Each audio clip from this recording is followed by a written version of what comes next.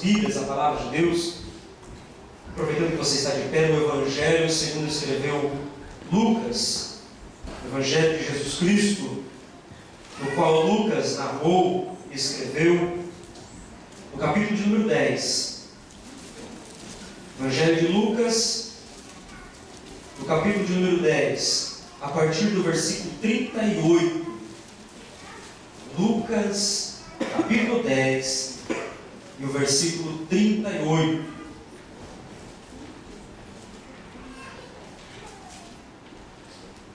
Nós temos como objetivo desta noite, junto com os irmãos, com a igreja, compartilharmos uma palavra de Deus sobre a melhor parte. Qual é a melhor parte? Ouça, acompanhe esse texto de Lucas 10, os versículos 38 a 42, diz assim a palavra de Deus. Caminhando Jesus e os seus discípulos, chegaram a um povoado onde certa mulher chamada Marta o recebeu em sua casa. Maria, sua irmã, ficou sentada aos pés do Senhor, ouvindo o que ele ensinava. Marta estava inquieta, ocupada com os muitos afazeres. E aproximando-se de Jesus, inquiriu-lhe: Senhor, não te importas de que minha irmã tenha me deixado só com todo o serviço? Peça-lhe, portanto, que venha ajudar-me. Orientou-lhe o Senhor: Marta, Marta, andas ansiosa e te afliges por muitas razões. Todavia, uma só causa é necessária. Maria, pois, escolheu a melhor de todas, e esta não lhe será tirada. Amém, meus queridos? Bem, pode se sentar por gentileza. Pode manter a sua Bíblia aberta neste capítulo 10. E nós vamos com alegria nos meditar nessa palavra, nesse texto.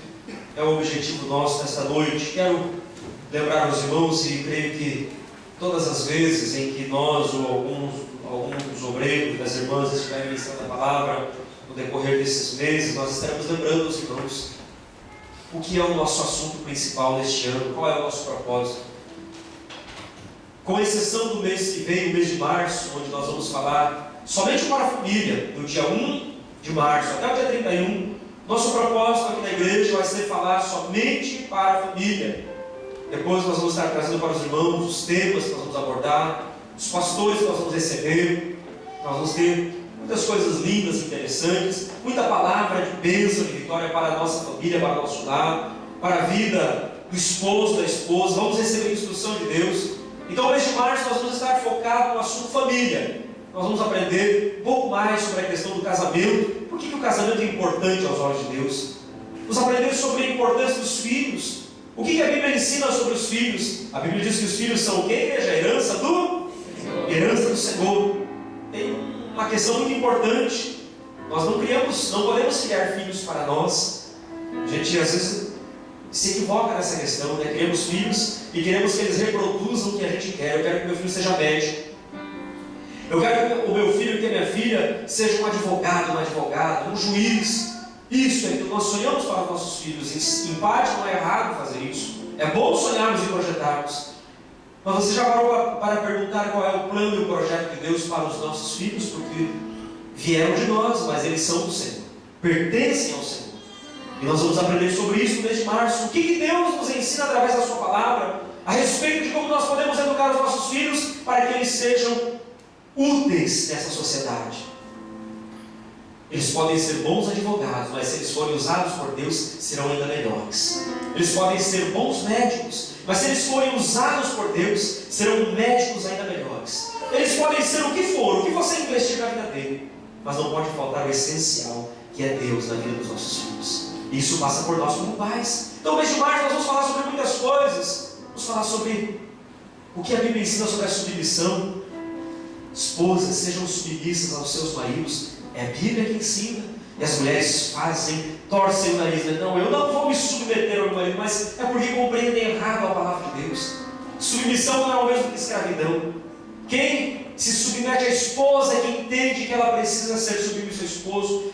A Bíblia não ensina que ela deve ser escrava, mas ela deve ser uma companheira. Parece que ela foi criada uma companheira. Ela não foi criada para mandar no marido, não foi criada para maltratar o esposo, não foi criada para nenhuma dessas funções, mas para ser uma companheira. Está lá em Gênesis, no primeiro livro da Bíblia, quando Deus forma a mulher. Gênesis 2, capítulo 2 de Gênesis. Para ser uma companheira, uma auxiliadora. O papel da mulher é lindo, que Deus deu para ela. E às vezes as mulheres não compreendem e torcem o nariz para essa questão da submissão. Mas nós vamos aprender. Vamos falar sobre isso. Então, no mês de março, o assunto vai ser só família. Vamos falar muitas palavras de bênção para a família. Nós vamos aprender juntos. Mas nos outros meses, como começamos em janeiro, estamos em fevereiro, em abril nós vamos voltar a falar sobre esse assunto. Nosso assunto principal neste ano de 2014, junto à igreja de Uata, é como nós podemos seguir a Jesus. Só poderemos seguir a Jesus se formos seus discípulos. Não tem como seguir a Jesus se não for discípulo. E para ser discípulo, tem que entrar na escola. A escola do discipulado. Não é uma escola no sentido literal da palavra, de que você tem que se matricular e entrar lá, sentar na carteira e estudar os livros. Não. A escola é o processo de vida no qual nós estamos vivendo todos os dias. Mas a cartilha está aqui, que é a Bíblia Sagrada, a palavra de Deus. Então esse é o nosso objetivo, aprender mais sobre Jesus. E como nós podemos seguir a Jesus. E o que isso significa na nossa vida, nós temos ouvido isso de todos os pregadores que têm passado por essa tribuna e têm compartilhado a palavra. E nesta noite não é diferente. Ainda falando sobre o assunto seguir a Jesus, nós vamos encontrar nesse texto de Lucas, no capítulo 10, algo importante para nós que estamos nessa caminhada. Você e eu que precisamos seguir a Jesus, que precisamos caminhar, que passamos por conflitos e dificuldades. Nós lemos um texto e esse texto nos diz que Jesus, ele chegou na casa de duas irmãs. Na verdade eram três irmãos, era Marta, Maria e Lázaro. Eram três irmãos, e esses três irmãos, eles eram amigos próximos de Jesus, era uma família próxima de Jesus, que eles tinham uma certa comunhão, uma certa intimidade com Jesus. E quando Jesus, ele, nas suas andanças, pregando o Evangelho, anunciando o reino, curando os enfermos, ele estava de passagem e ele estava próximo da casa de Marta, de Maria e de Lázaro. E então ele, já que eu estou por aqui, vamos chegar ali na casa dos meus amigos, tomar um café com eles. Então Jesus se aproxima, isso que está escrito aqui em Lucas 38, 10, 38, que Jesus, ele chegou naquele povoado, era um povoado chamado Betânia, um povoado pequeno, era próximo a Jerusalém, e esse povoado era onde morava Marta, Maria e o seu irmão Lázaro. Tudo nos leva a crer que essa Marta era a irmã mais velha e quem tomava geralmente a frente das decisões, e ela recebeu a Jesus. É o que o texto está dizendo para nós, que ela recebeu Jesus na sua casa, e Jesus chegou naquele dia para ficar um pouco com eles, descansar da jornada, tomar uma água e também ministrar a palavra. Essa era a função de Jesus. Sempre aonde ele chegava, ele compartilhava a sua palavra. E aqui, meus irmãos, nós vamos encontrar nesse texto algo interessante, que Jesus, ele ministra a palavra naquela casa, ele ministra para aquelas irmãs. Havia mais pessoas porque Jesus não estava sozinho, ele vinha junto com os seus discípulos. O versículo 38 nos fala que Jesus estava caminhando junto com os seus discípulos. E então eles chegaram ali no povoado de Betânia, na casa de Marta, Maria e do seu irmão Lázaro. Então eles estavam com mais gente. Sempre muitas pessoas seguiam Jesus, acompanhavam Jesus. E quando Jesus chega, ele encontra ali aquelas irmãs. E essa história nos fala que Marta, ela estava atarefada, nos preparativos, querendo servir e fazer o melhor, preocupada com muitas coisas. E Maria, sua irmã, deixa um pouco as coisas de lado e vai e se senta ali onde Jesus estava falando. E o texto diz que ela estava aos pés de Jesus, ouvindo o que Jesus ensinava. Aquilo incomodou um pouquinho ela, a irmã Marta. Que a sua irmã deixasse, que Maria deixasse o serviço em casa e fosse para lá fazer aquelas coisas. Ela ficou um pouco incomodada com Maria estar aos pés de Jesus. E ela então recrimina, diz: Senhor, o Senhor não se importa? O Senhor não vê o que está acontecendo? Mas esse texto, irmãos, para nós compreendermos melhor esse texto, eu queria analisar junto com vocês todo esse capítulo 10 do Evangelho de Lucas. Eu queria te convidar a você manter a tua Bíblia aberta aqui em Lucas 10, mas nós pudéssemos dar uma olhada em tudo que Lucas coloca para nós aqui no capítulo 10. Lá no capítulo 10, no versículo 1, depois nós vamos compreender melhor o que esse texto de 10, 38 a 42 significa para nós e quer dizer. Mas no capítulo 10, no versículo 1, ou melhor, em todo esse capítulo 10, nós vamos encontrar três histórias. E essas 3 histórias, elas são diferentes, porque Lucas, o escritor deste livro que leva o seu nome, ele narra para nós a primeira história é a história de um grupo de 70 pessoas, 70 homens, 70 discípulos que são enviados para uma missão. E aqui no capítulo 1, no capítulo 10, no versículo 1, até o versículo de número 21, até o versículo de número 24, melhor dizendo, nós vemos a história de 70 homens, porque Jesus tinha 12 discípulos que eram mais próximos dele. Mas fora esses 12 discípulos, Jesus tinha mais 70 que não eram talvez tão próximos, mas eles também eram discípulos de Jesus, também seguiam a Jesus, também faziam parte do ministério de Jesus Cristo, porque esses 70 eles estão sendo comissionados e enviados, e Jesus não enviaria alguém que não fizesse parte, que não estivesse entendendo o seu projeto. Jesus não enviaria alguém que não fosse comissionado por ele. Então aqui o texto nos fala que ele tinha mais 70. Capítulo 10 de Lucas, versículo 1 diz assim: havendo passado estes acontecimentos, o Senhor nomeou outros 70. A minha Bíblia diz outros 72. E os enviou de 2 em 2 adiante dele a todas as cidades e lugares que ele estava prestes a visitar. Então Jesus ele envia 70 homens, ou talvez 72, não sabemos. E o objetivo de ele enviar esse grupo de 70 pessoas, 70 discípulos, conforme está aqui no versículo 9, é para que eles pudessem proclamar as boas novas. Eles foram enviados para anunciar o Evangelho, para falar, para preparar o caminho do Senhor, para anunciar que Jesus havia chegado e uma boa notícia também havia chegado. Uma notícia de libertação, uma notícia de salvação. Eles vão então anunciando, eles vão à frente anunciando. Nós vamos encontrar também aqui no capítulo 10 de Lucas, a partir do versículo de número 25, uma outra história que Lucas conta para nós no mesmo capítulo, que é a história de um doutor enganado. Um homem, um perito da lei, um homem conhecedor da palavra, conhecedor das escrituras, mas era um homem enganado. Essa é a segunda história que nós encontramos em Lucas 10. E a terceira história que nós vamos encontrar é justamente aqui a história de Marta e de Maria, que está lá no capítulo 10, nos versículos 38 a 42, que foi o texto que nós lemos. A princípio parece que não há nada a ver entre essas 3 histórias. Parece que não há nada que nós possamos assim interligar uma com a outra e aprender alguma coisa com o texto. Mas a verdade é que esses textos têm muita coisa em comum entre si. Eu quero começar falando dessa primeira história que Lucas narra para nós, que são esses 70 homens enviados. Note que eles são enviados para representar Jesus.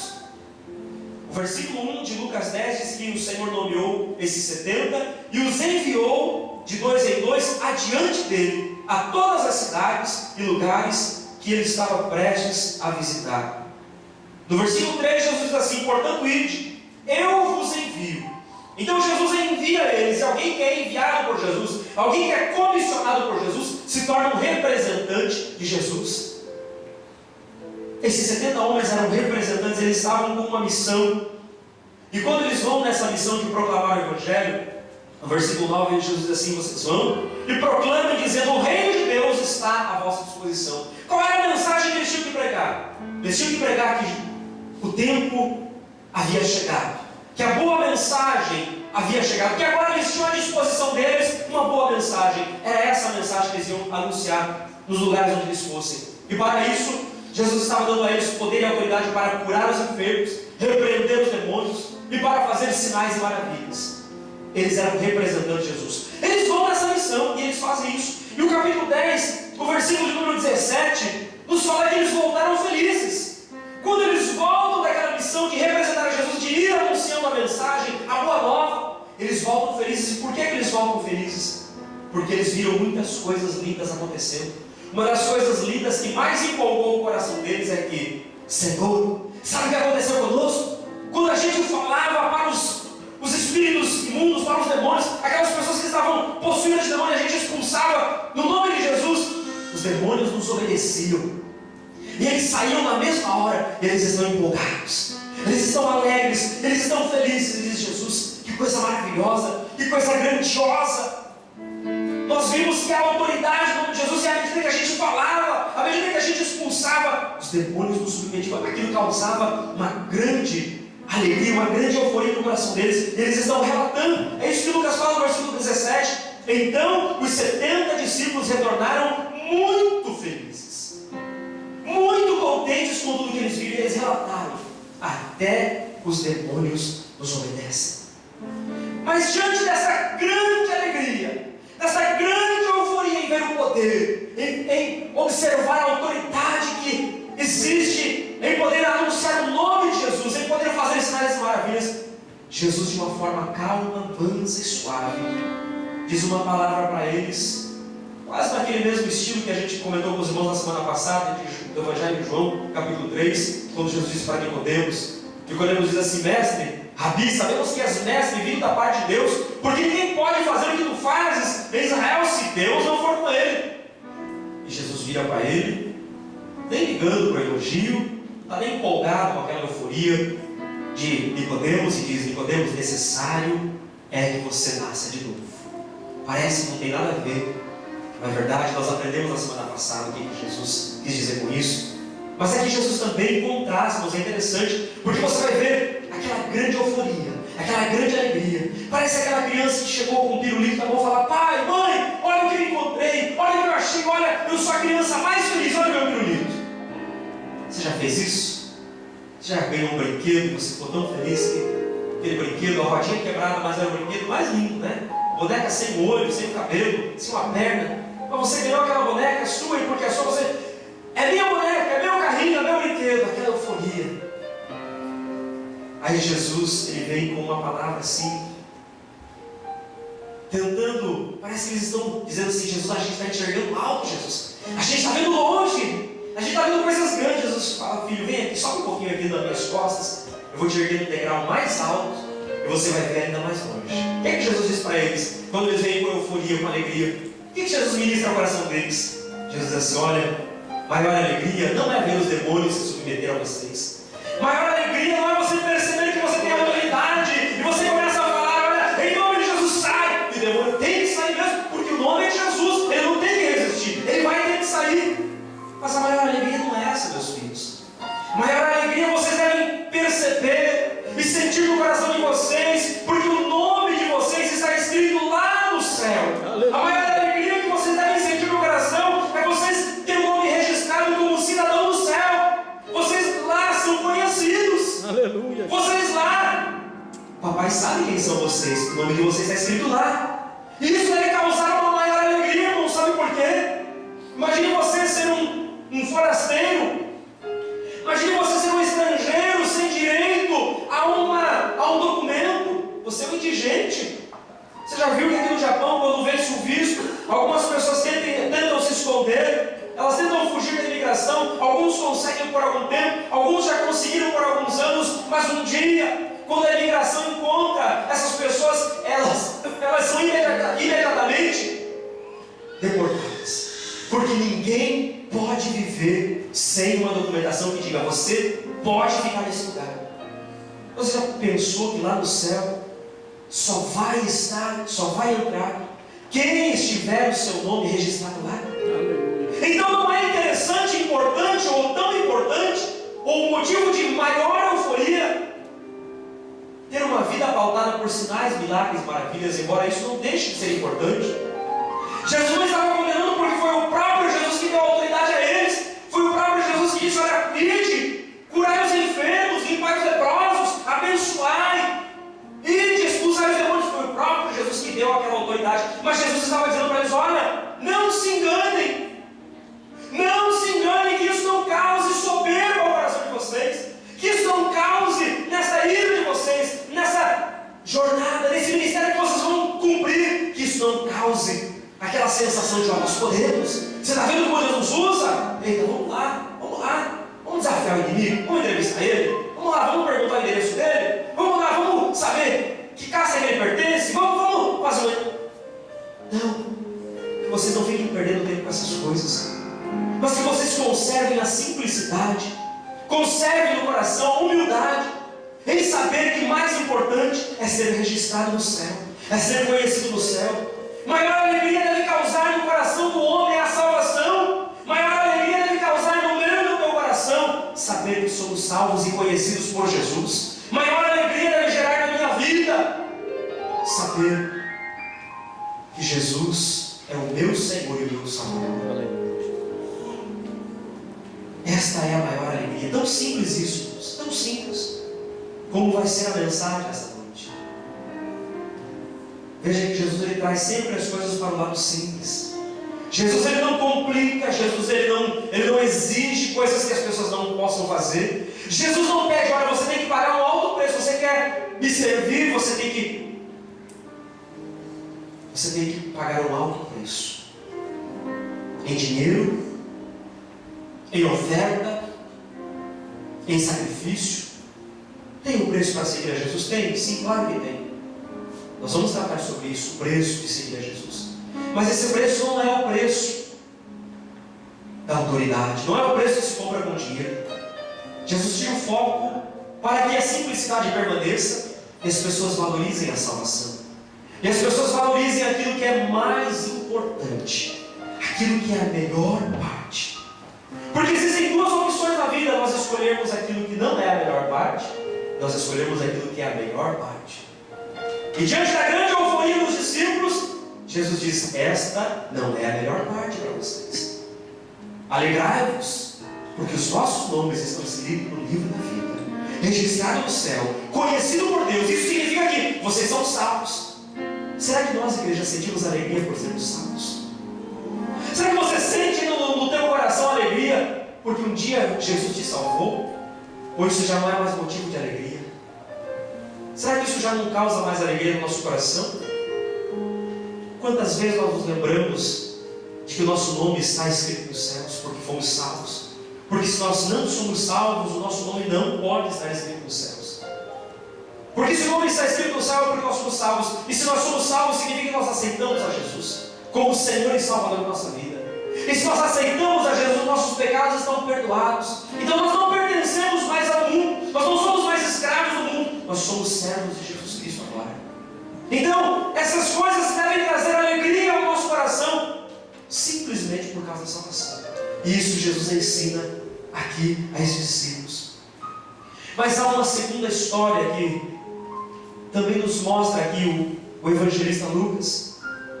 Depois dessa história desses 70 homens, que é a história de um doutor enganado, de um doutor da lei, que está aqui no capítulo 10, no versículo 25, até o versículo de número 37. Quem era esse homem? Esse homem era um escriba. E os escribas eram pessoas que estudavam a lei, estudavam os mandamentos de Deus. E este homem, conhecido como o doutor da lei, ele tinha um grande conhecimento sobre as questões da lei, porque a vida dele era viver para estudar, era viver para interpretar a lei. Eles viviam para estudar, e a partir do estudo eles interpretavam para o povo.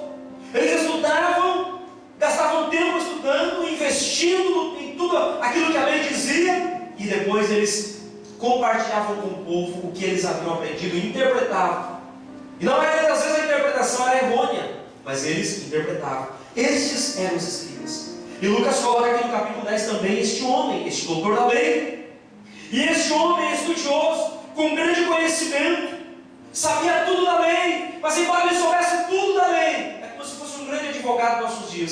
Se você quer tentar entender quem era este homem, chamado aqui no versículo 25 de Lucas 10 como um doutor da lei, como um mestre da lei, é como se fosse nos nossos dias um advogado, que conhece tudo das causas cíveis, trabalhistas, direito civil, direito penal. É para você entender como se fosse um advogado, alguém que você tem uma causa e você não pode chegar no juiz e dizer: juiz, preciso que o juiz, que o Senhor julgue essa sentença. Ele diz: não, peraí, você precisa primeiro levar esta causa a um advogado para que ele possa interpretar a lei e ver aonde a tua causa se aplica nessa lei. Então o advogado serve para isso, para fazer uma interpretação da lei e tentar aplicar a lei à causa que nós levamos a eles, para então o juiz ouvir o advogado, porque o juiz não vai ouvir o que nós estamos pedindo, o juiz vai ouvir o que o advogado vai apresentar baseado na lei. Precisa ter um advogado que se baseie na lei para que a causa possa ser aceita pelo juiz. Então esse homem, esse escriba, ele era como se fosse um advogado. Ele tinha grande conhecimento, mas o grande conhecimento que ele tinha de toda a lei Na verdade, ele não sabia nada. Essa é a realidade. Ele não sabia nada. Ele era um doutor enganado, um advogado equivocado, porque ele estava enganado. Essa é a realidade que Lucas aqui ele traz para nós. No versículo 25 a 37. Ele queria provar a Jesus.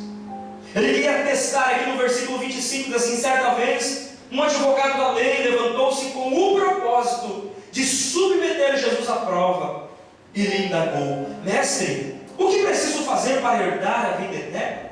Então o propósito dele, quando ele se aproximou de Jesus, era provar a Jesus, era testar e fazer um teste com o intuito de humilhar Jesus, com o objetivo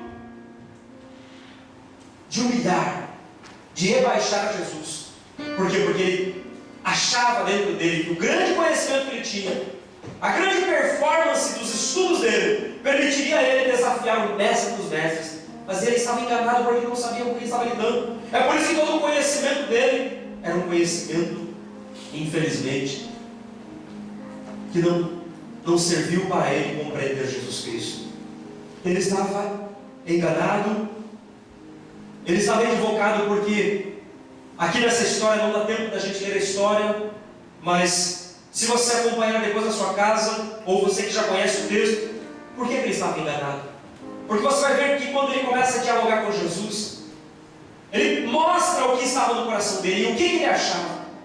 E o que ele achava? Ele achava que ele não tinha pecado. Ele achava que ele estava justificado. É por isso que ele quer fazer um teste com Jesus, ele quer provar, ele quer humilhar a Jesus, porque ele se julgava superior a Jesus. Ele se julgava conhecedor de tanta lei, de toda a lei, que ele se achava isento do pecado. Ele não se via como um pecador. Eu não preciso de nada. Você conhece pessoas assim? Pessoas que dizem assim: eu não preciso de Jesus. E eu para quem ir na igreja? Eu não preciso ir na igreja. Eu não preciso que o pastor ore por mim. Eu não preciso que alguém leia a Bíblia por mim. Eu não preciso desse Jesus. Eu já tenho Jesus. Quantas pessoas enganadas? É verdade, a igreja não salva ninguém. O pastor também não salva ninguém. Quem salva é Jesus Cristo. Quem veio para dar vida é Jesus Cristo. Nós não estamos aqui para salvar ninguém. A igreja não está para salvar. Nós estamos aqui para apresentar Jesus às pessoas. Então este homem estava enganado, porque ele achava que ele não precisava de ninguém. Ele se achava justo o suficiente. Ele se justifica. Está aqui no texto. Estou dizendo que está no texto, depois você pode ler. Ele queria se justificar. Ele se achava isento de pecado. Versículo 29 nos diz que ele se achava isento de pecado, ele se achava justificado. Mas isso era um equívoco. A ignorância espiritual dele levou ele a pensar que ele era um justo diante de Deus. Por quê? Porque ele cumpria a lei. Existem pessoas que acham que diante de Deus elas estão bem. Por quê? Porque elas acham que estão cumprindo a lei. Elas acham que por cumprir a lei elas estão justificadas diante de Deus. Mas na verdade, quem acha que é justo diante de Deus porque está cumprindo alguma coisa, na verdade não entendeu nada.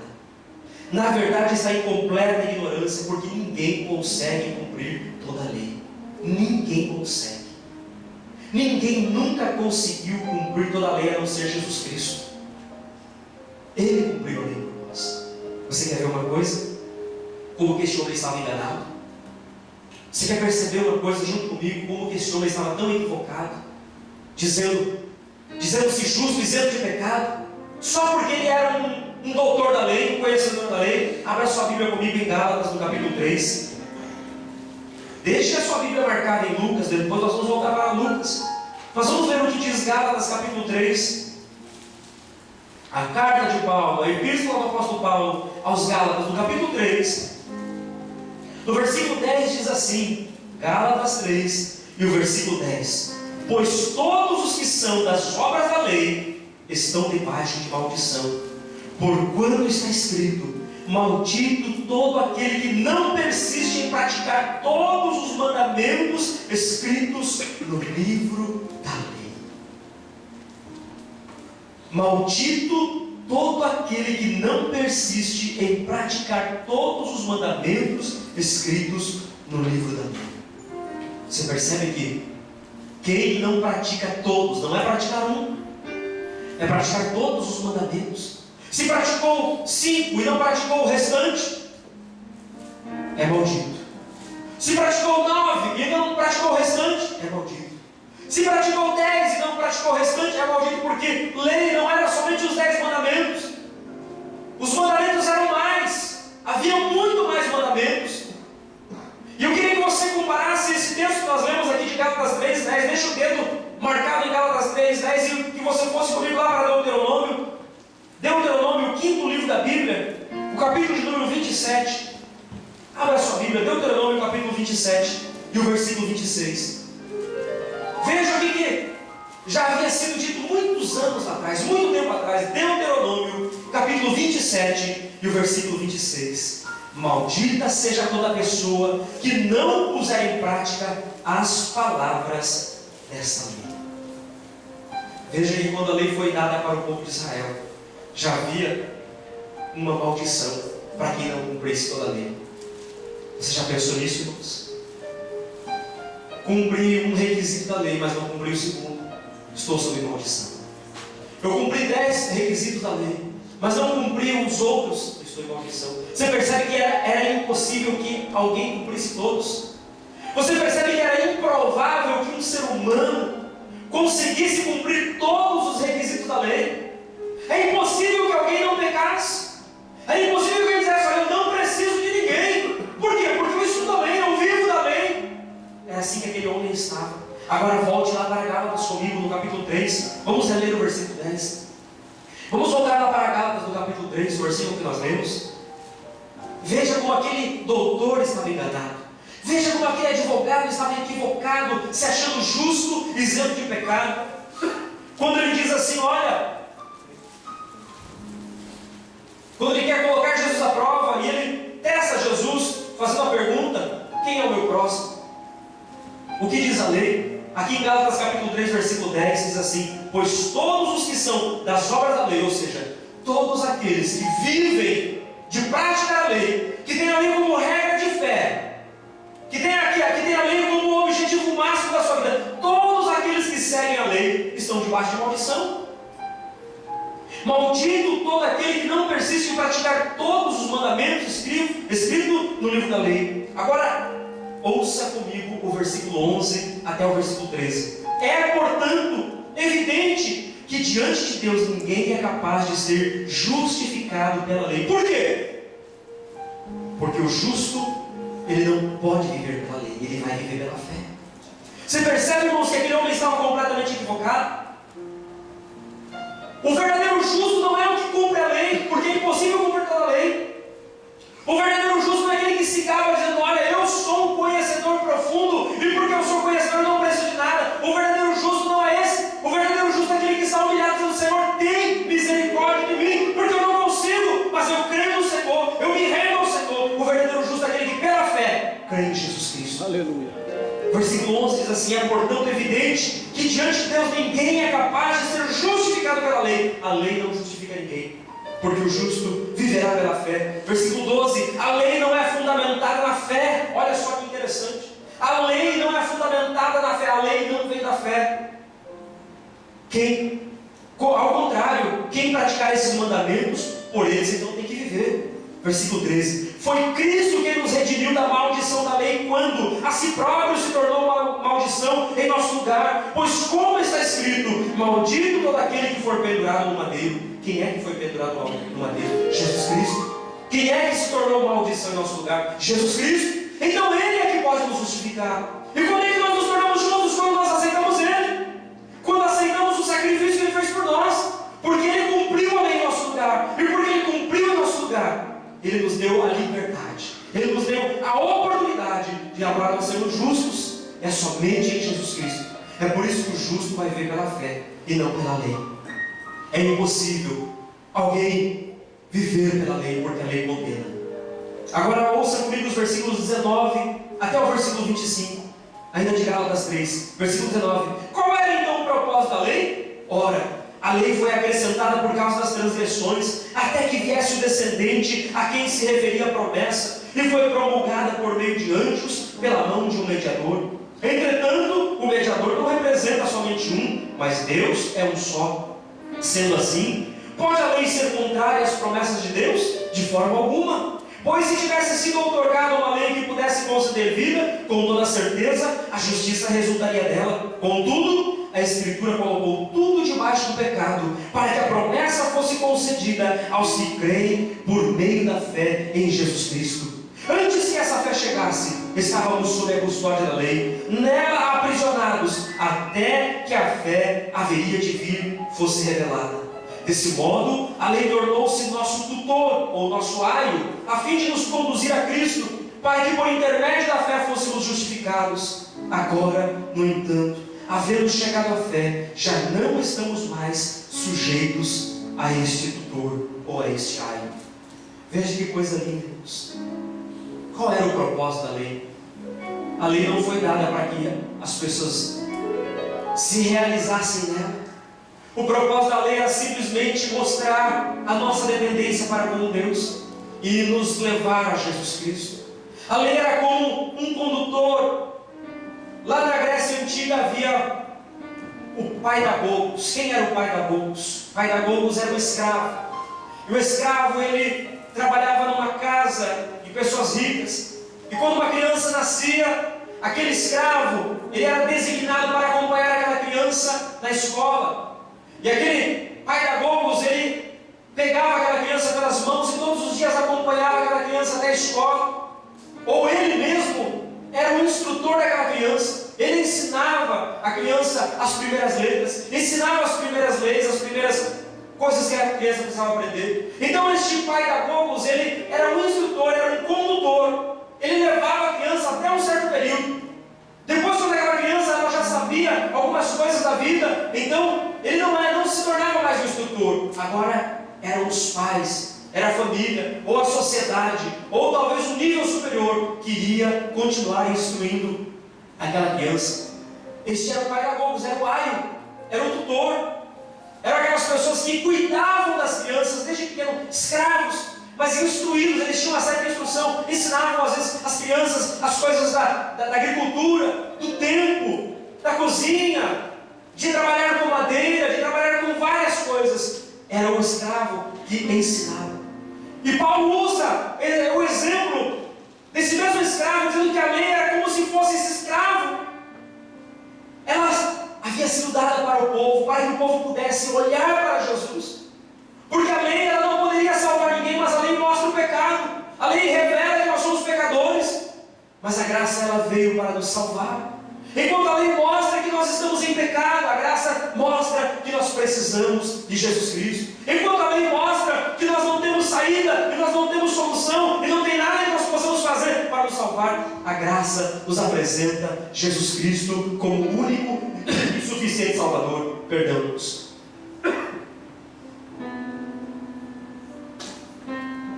Essa é a graça. E aí nós encontramos, irmãos, o porquê que aquele homem estava enganado. Agora podemos voltar lá para Lucas 10. Volte a sua Bíblia para Lucas 10. O texto que nós estamos lendo. Lucas no capítulo 10.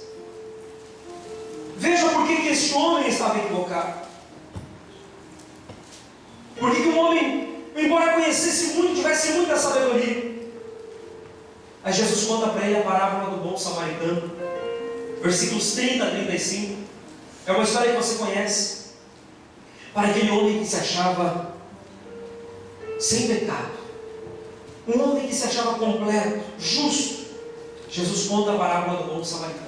Parece que as coisas não têm nada a ver, mas tem. Jesus mostra para ele a história de um homem caído à beira da estrada, um homem que foi assaltado e ele foi maltratado. Está aqui dos versículos 30 até o versículo 35 de Lucas 10. Eu vou resumir a história para nós caminharmos. E este homem caiu na estrada, machucado pelos assaltantes que bateram nele, roubaram ele, feriram ele. Este homem está quase morto. Mas está passando por aquela estrada um sacerdote. E aquele sacerdote ele está apressado e ele não para socorrer aquele homem ferido. O sacerdote não para. O sacerdote não tem tempo para parar. O sacerdote não tem tempo para se preocupar com aquele homem ferido, com aquele homem que está caído no chão. E o texto nos diz que ele vê, passa de longe, ao largo e segue o seu caminho. O sacerdote era um homem religioso. Vem depois o sacerdote, um levita. E tanto o sacerdote como o levita, os dois eles trabalhavam juntos no templo. Eles faziam o trabalho do templo. O sacerdote ele intermediava, ele representava, ele estava no meio entre o homem e Deus. E o levita ele fazia o serviço do templo. Mas o levita que vem à casa, ele também não tem tempo para parar e socorrer um homem ferido, um homem que está machucado. E os dois são judeus. O sacerdote é judeu, o levita é judeu. Mas eles não podem parar, eles não querem parar. Eles não têm tempo para parar e socorrer uma pessoa que está caída, ferida, uma pessoa que está machucada. Depois do sacerdote e do levita vem um homem chamado de samaritano. E os samaritanos eram pessoas que eles eram inimigos de Israel, inimigos dos judeus. Eles não se davam bem, porque os judeus olhavam para os samaritanos e pensavam: eles não são legítimos, é uma raça misturada, o culto deles é diferente, o jeito deles é diferente, nós não gostamos deles, eles não são nossos irmãos, nós queremos eles longe, porque eles são impuros, nós somos puros, eles são impuros. Mas Jesus olha nessa história e diz para esse homem que o próximo, aquele que ajudou, aquele que realmente se compadeceu do homem caído e ferido, não foi o religioso, não foi o que conhecia a lei, não foi o que conhecia tudo da palavra, não foi aquele que tinha todo o conhecimento, não foi também o levita. E Jesus ensina que a religiosidade de um homem, de uma mulher, pode produzir insensibilidade. Tome cuidado com isso, irmãos. Tome cuidado com a religiosidade que produz insensibilidade. Nós achamos que estamos cumprindo tudo. É perigoso nós acharmos que estamos cumprindo com todas as regras, com todas as normas. Nos achamos bem e justos diante de Deus. E nos vemos às vezes isentos de pecado, de qualquer erro. Mas nós estamos como esse sacerdote, como o levita, insensível. Porque pode ter alguém do nosso lado precisando de ajuda e a gente não para ajudar. A gente não tem tempo. Afinal de contas, a gente precisa ir. O sacerdote está apressado, talvez ele tenha que chegar a tempo de fazer o sacrifício em Jerusalém. O levita também, talvez ele está apressado, porque ele não pode parar. Se eles tocarem naquele homem, se aquele homem estiver morto, eles vão se contaminar. E eles não poderiam se contaminar. Insensibilidade. Jesus ensina que há algo maior e melhor. E Jesus está contando essa parábola para aquele homem, doutor da lei. E o que é que Jesus ensina para o doutor da lei? Que há algo maior e melhor que Deus deseja em nós. Há algo maior e há algo melhor que Deus deseja em nós. E não é a nossa religiosidade. Deus deseja ver em nós atos de misericórdia. Deus deseja que a nossa vida cristã ela seja marcada por atos de misericórdia, por olhar de misericórdia. Você consegue entender isso nessa noite, irmãos? Eu não sei se estou conseguindo ser claro nessa explanação. Não sei se você está aqui ou não, nos seus pensamentos. Mas Jesus está querendo ensinar a este doutor da lei que se achava justo, isento de pecado, superioridade, religiosidade. Jesus ensina que há algo maior e melhor que precisa haver em nós. Atos de misericórdia, atitudes de misericórdia para algumas pessoas.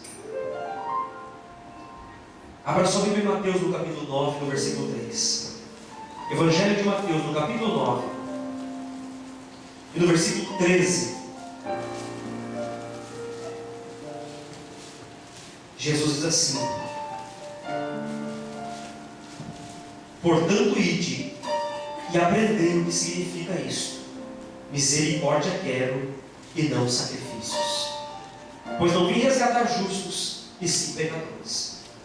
Eu vou reler o texto, a parte A que diz assim: portanto, ide e aprendei o que significa isto. Misericórdia eu quero e não sacrifícios. Mais uma vez Jesus falando sobre o que é que Ele deseja de nós. Deseja atos de misericórdia. Jesus está dizendo isso, fazendo uma citação do livro de Oséias. Se você voltar a tua Bíblia lá para Oséias capítulo 6, e no versículo 6, Jesus foi uma citação de Deus através do profeta Oséias. Quando Deus faz uma advertência para o povo de Israel, e Deus dá uma palavra para Oséias, no capítulo 6 do livro de Oséias, versículo 6: afinal, o que desejo é o vosso amor e não sacrifícios, em entendimento quanto à pessoa de Deus, mais que ofertas e holocaustos. Olha o que Deus está dizendo para o profeta Oséias, para Oséias transmitir para a nação: o que eu desejo é o vosso amor e não os sacrifícios, entendimento quanto à pessoa de Deus, mais do que ofertas e holocaustos.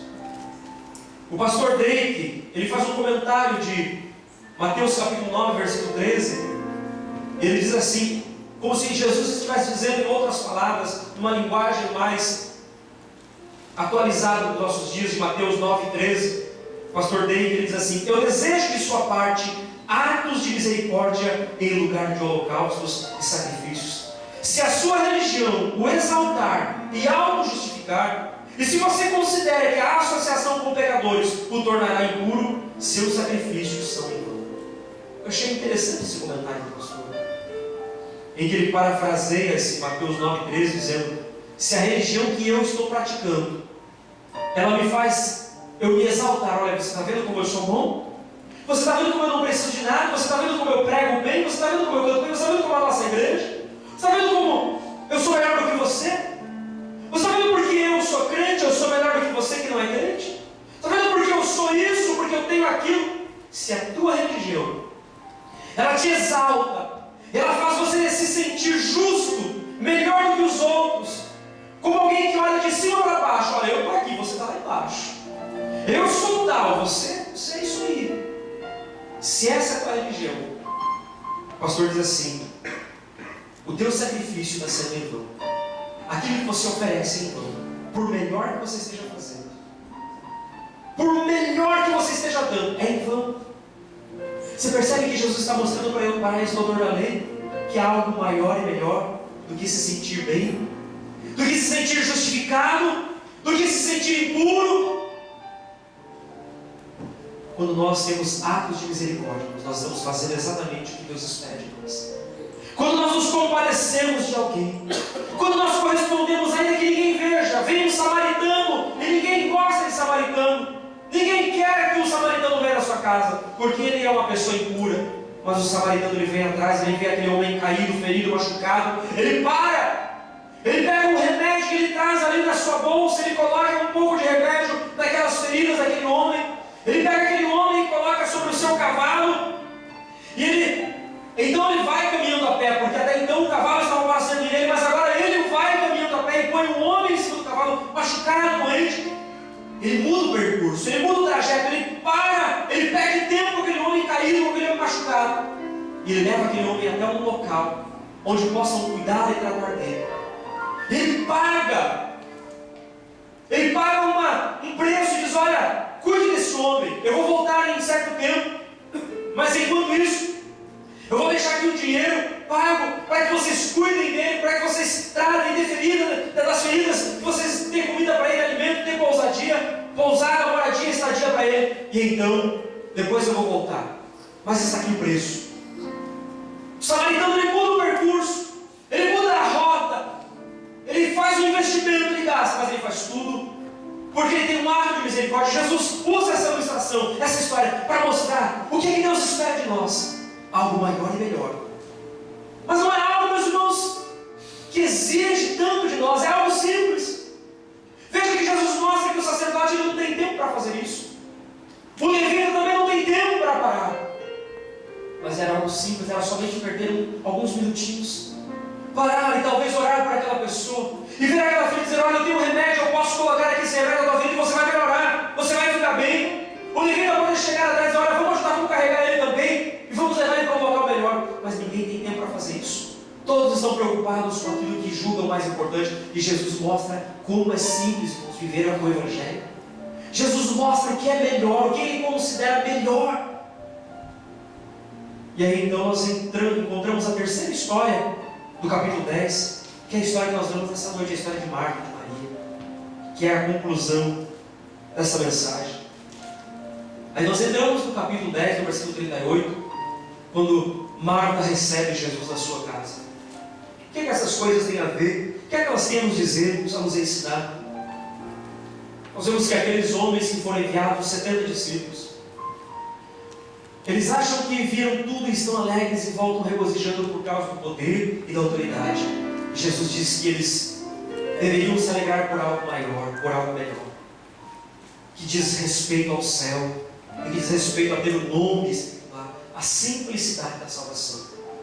O doutor da lei, ele está alegre no seu coração, e ele desafia Jesus, ele quer testar e humilhar Jesus, porque ele se acha justo, ele se acha bom o suficiente. Ele vai fazer uma armadilha para Jesus, dizer: Senhor, quem é o meu próximo? E Jesus conta a história do bom samaritano e mostra para ele que o que Deus espera de nós é que nós tenhamos atos de misericórdia, que Deus se agrada mais quando eu e você perdemos tempo com um homem que está caído e ferido, quando nós encontramos alguém que precisa de ajuda, do que cumprir alguma regra. Deus se alegra de nós e Deus considera maior e melhor da nossa parte quando nós fazemos isso, do que qualquer sacrifício que eu e você estejamos fazendo. Então veja a visão de Deus sobre o que é melhor. E aí nós encontramos a história de Marta e Maria. Marta recebe Jesus em casa. Jesus entra. Vamos imaginar a casa daqueles dias. Não era a casa como nós temos nos dias de hoje, em que há vários cômodos, quarto, sala, cozinha, banheiro. Não, era praticamente um cômodo só. Era um ambiente só. Os alimentos, alguns alimentos eles faziam um buraco no chão e conservavam ali os alimentos, por causa que o calor era terrível. Então você sabe que a terra, ela mantém uma certa temperatura. Às vezes eles conservavam, não tinha geladeira, não conservavam o alimento. Então era um cômodo só. Dormiam enrolados na sua própria capa, não tinha cama como nós temos. Eles faziam as suas camas de alguma esteira, de algum material da própria natureza, ou das capas que eles usavam, que eram as suas roupas. Então era um cômodo só, que era a casa deles.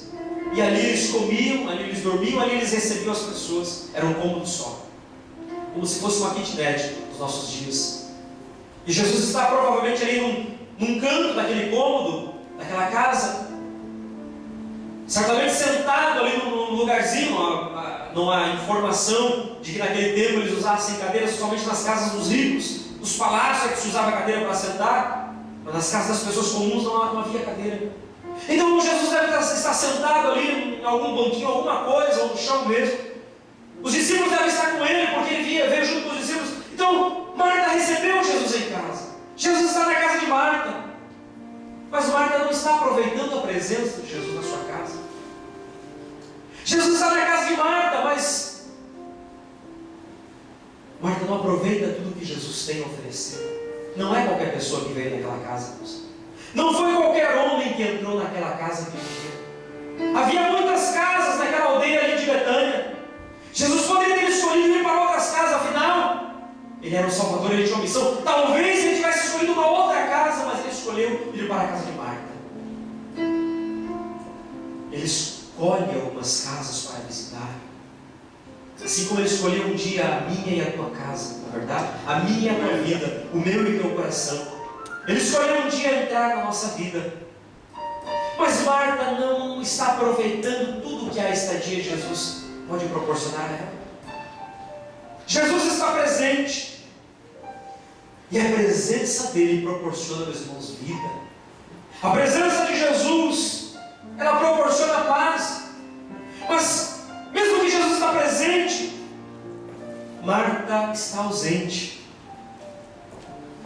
Ela não está ausente de corpo, ela está presente de corpo, mas o coração dela não está ali. Jesus está naquela casa, mas o coração de Marta está longe. Jesus está ministrando palavras aos corações. Jesus certamente estava falando de salvação, de esperança. Jesus estava certamente falando alguma coisa que tocava o coração das pessoas, mas Marta estava longe. Você consegue visualizar essa cena? Você consegue perceber pessoas que às vezes estão tão longe que elas não percebem? Às vezes encontram pessoas assim: escuta, o que foi falado no culto hoje? Sabe que eu nem sei o que o pastor pregou? A palavra era uma espada, né?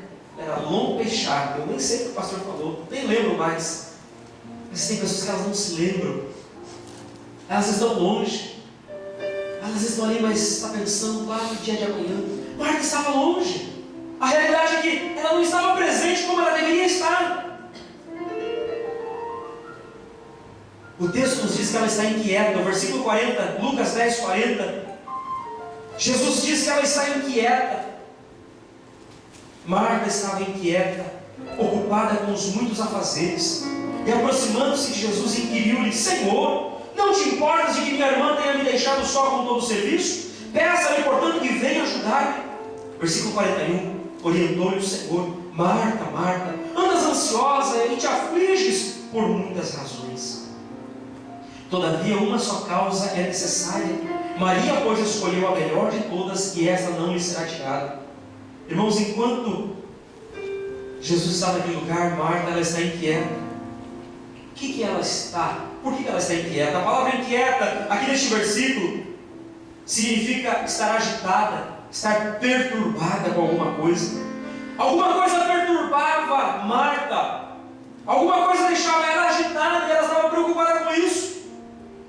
E preocupações na nossa vida, irmãos, fazem com que a gente não aproveite aquilo que Deus quer ministrar no nosso coração.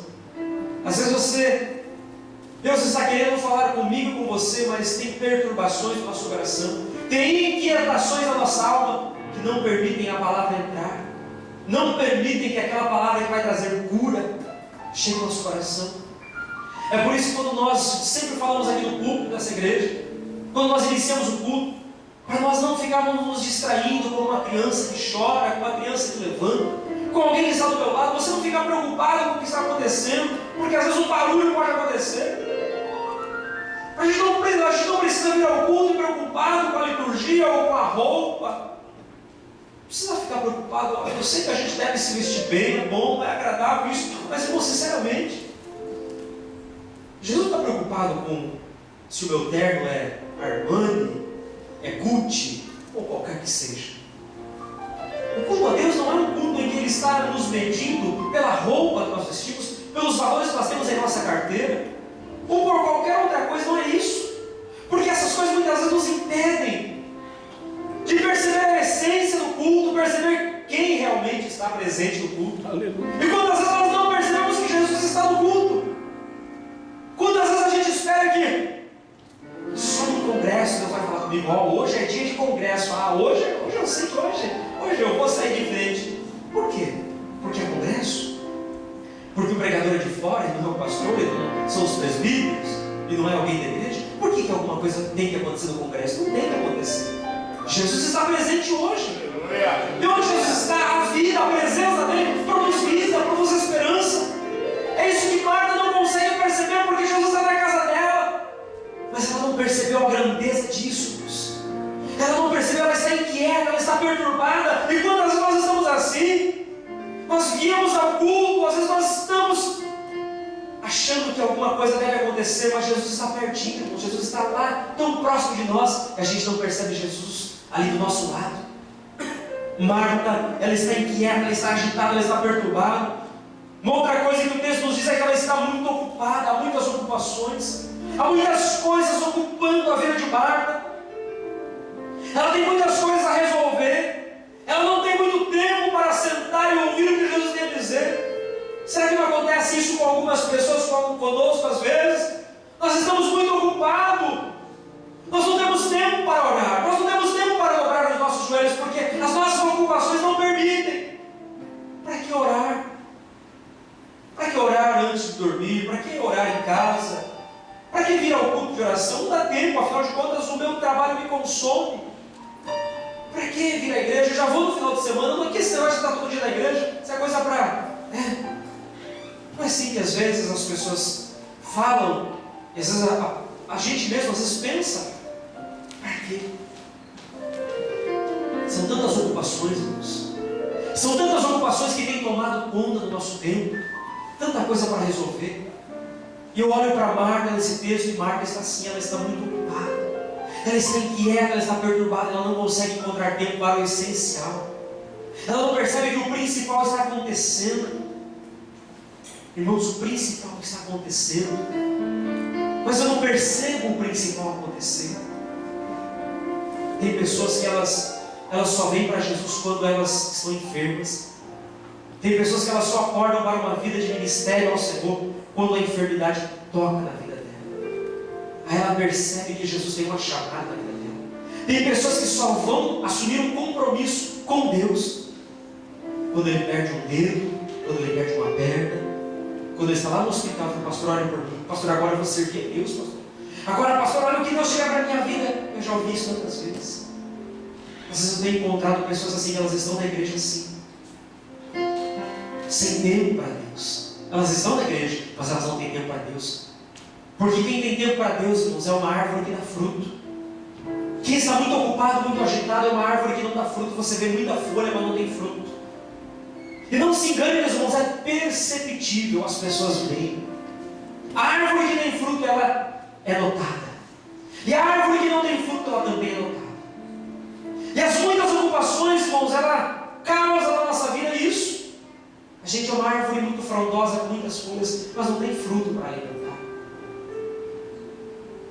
A gente não se ocupa em frutificar. Isso é o que nós estamos olhando para Marta e vendo que o principal está acontecendo na casa dela, mas ela não está acordando. Ela não está percebendo que o principal está se movendo naquele dia, que Deus escolheu a casa dela para vir, que Deus poderia ter ido para qualquer outro lugar. Não pense se no dia de hoje, na tarde desse sábado, você está lá tão atarefado, que você tem um carro para levar para consertar, o chefe te chamou para trabalhar no sábado, você disse, bom, no sábado, zangueou, vou ganhar mais, eu vou. Não vou dizer não vou. Mas pense, se Jesus tivesse vindo hoje na tua casa, pense nisso. Pastor, isso é viajar na maionese. Pode ser. Mas pense, só pense. Permita-me levar esse pensamento. Não é pecado pensar. Já pensou se Jesus viesse hoje em nossa casa e dissesse, filho, eu quero hoje passar a tarde com você lá. Vamos fazer um bolo lá, vamos comer junto, vamos tomar um café junto. Vou ficar lá, vou falar algumas coisas do meu pai para você, falar algumas coisas do céu para você. Eu quero ficar com você nessa tarde. Já pensou se Jesus fizesse isso? Irmão, qualquer um de nós largaríamos o zangueô de lado. Qualquer um de nós largaríamos o carro, o aspirador de pó, o diasco, qualquer um de nós. Se você soubesse que é Jesus, na verdade, eu faria isso, você faria isso. Não, Jesus, vem cá. Jesus senta aqui, ó. Essa poltrona só eu sento, mas aqui essa está na melhor poltrona, Jesus. Jesus, o que o senhor quer? Yakisoba? O senhor quer charla? Vou preparar melhor. A gente faria o melhor, irmãos. Não é assim? Faríamos o melhor. Porque Jesus veio na nossa casa. Jesus está na casa de Marta, mas ela está ocupada demais. Ela está correndo de um lado para o outro, ela está perturbada, agitada. E o texto do versículo 40 diz assim: que ela estava inquieta, que ela estava ocupada com muitos afazeres. E ela fica até meio assim, brava com Jesus. Não brava, mas ela fica assim um pouco, meio que ela dá uma cutucada em Jesus. Jesus, o senhor não está percebendo que eu estou aqui com tanta ocupação para fazer, com tanta coisa pendente para resolver? O senhor não se importa que a minha irmã Maria, ela fica sentada aí ouvindo o Senhor? O senhor não diz nada? O senhor não se manifesta? E Jesus olha para as razões de Marta. Jesus não tira a razão dela. É interessante que todas as nossas ocupações, irmãos, elas têm a razão de ser. Ninguém faz